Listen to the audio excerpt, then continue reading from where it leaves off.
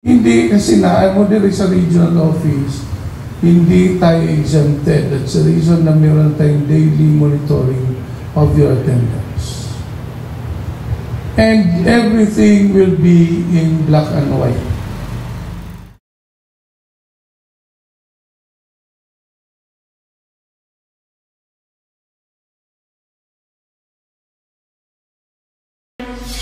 At this moment, let us hear a message from our Regional Director, Fire Chief Superintendent Romel C. Trajo, sir.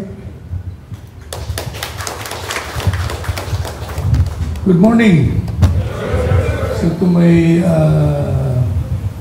command group, Colonel Cabot, Mayada, Ardo, Colonel Villaperte, and the Chief of Staff, Colonel Babre, other senior officers, senior commission officers, non-commission officers, good morning. Good morning, sir. Okay, number one, I want to remind everybody na ang muna ko talaga pinaka-objective when I arrive Region 10, gusto ko sana masaya lahat. But circumstances dictates na kailangan na to maghatag o mag-revive sa ibang mga rules. Why? Because I was reminded by the national quarters na yung mga complaints 888 ay mas nakakahatag o weight parang di ta makadawat sa PBB. Kaya the more na 888, the more na ang chances kasi babagsak ta sa isang aspekto. That's the reason na ini-encourage na mo ang paggamit sa naka-in place na grievance machinery so that you can air your discontent or you can hear something na gusto mong mapakinggan ng command. The Bureau has its own machinery para doon. That's the reason na citing CAPD, we have now the enforcement ng strict monitoring of attendance.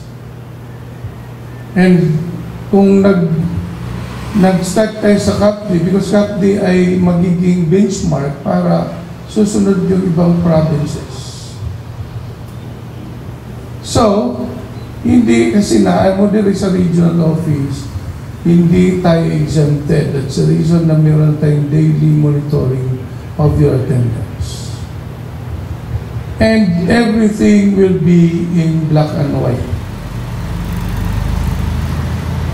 So, dili na mo ni sa gusto, but we are pushed this kind of missions para mabalik ang discipline na bawat isa. Okay? Because somebody is thinking na I can intimidate everybody. I can intimidate the whole officer corps. And that will not happen. I-ensure ko na di na siya mangyayari by imposing the rules na nandito sa ato based on the civil service rules, based on the policies of the Bureau. So, imbis happy lahat, so, what tayo magagawa? We have to do it para everybody should guard themselves. Para bantayan ang sariling disiplina, bantayan ang sariling ang pagsunod sa mga rules. Okay? Another one is, I would like to remind you of the RCT. The RCT. Being in the frontline services, we are in the frontline service. who responds to fire, rescue, EMS, as well as we ensure safety sa mga establishment. And wala di exempted. We have to respond as one. Letter R. So if we respond as one, that's why we should have full cooperation. That's letter C. Cooperation and collaboration with each other, as well as para magkaroon ng tamang collaboration, tamang cooperation, and the best response that we can have is we have to train together. Letter T. And that's the reason na unang hakbang pa lang ito kaling atong Regional Fire Olympics. So, exempted ang regional office, you will be part of the game. So, non-EMT and non-BRT graduates will be the one na mapipili as a player para sa atong Regional Fire Olympics. Meron lang na-train para mag-train sa inyo. So, kailangan na mag-start ng training. Kaya naman kung kulilat ang taga-regional office. Okay? So, kung inisip ng lahat na happy na ako dito, nakaupo lang, hindi. You have to be trained together in order na by the time na kailangan kayo sa field, you can also respond. Okay?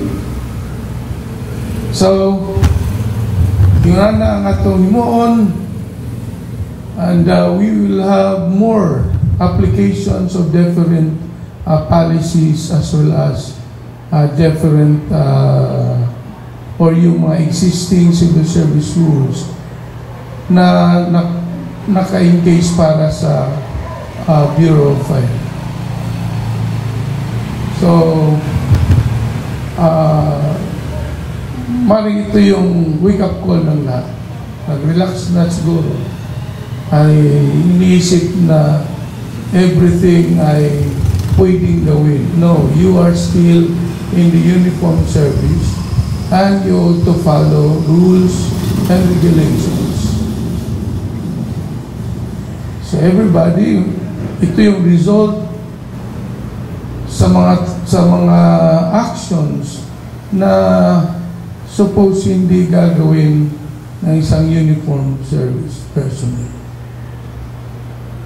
Kung makita niyo sa other services, even yung posting ng mukha ay talagang ini-investigate na. Sa PNP, bawal. Sa armed forces na, bawal din. Even ang BJMP, hindi mo makikita gano'n na mga. So, kailangan na itong humabol. Naiwanan na ta sa disiplina, naiwanan ta sa tamang pagsunod sa mga rules and regulations. So, kung dili kayang through the intrinsic discipline, then we will apply extrinsic discipline. We will apply or we will apply rules, we will apply policies para mapasunod ang lahat. Okay? So, ulitin ko, di ko gusto yung sana ang atmosphere sa trabaho. Gusto ko sana masaya lahat, gusto ko sana magkakaintindihan lahat. But, because of the circumstances na mga nangyayari, then because we thought that this is not the time for us to show discipline to us, for us to apply those policies that tend to strengthen the discipline ng bawat isang uniform person. So, ulitin ko, yung mga players dapat makapili na at mag-start na mag-training. So, meron namang trainers, yun na yung mag-start na mag-orient. So, gone are the days na hantod lang ta forever sa lingkuranan o sa lamisa. And those who will not be, or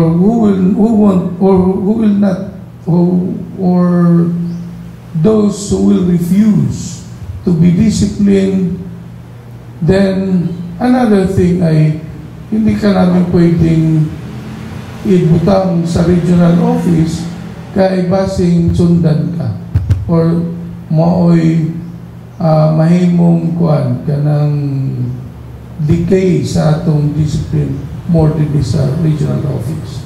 So dito sa atong sa mga lugar na di ka masyadong kita ng tao para naman ay mananatili ang image ng bagong Bureau of Fire Protection Region 10. Daghang salamat.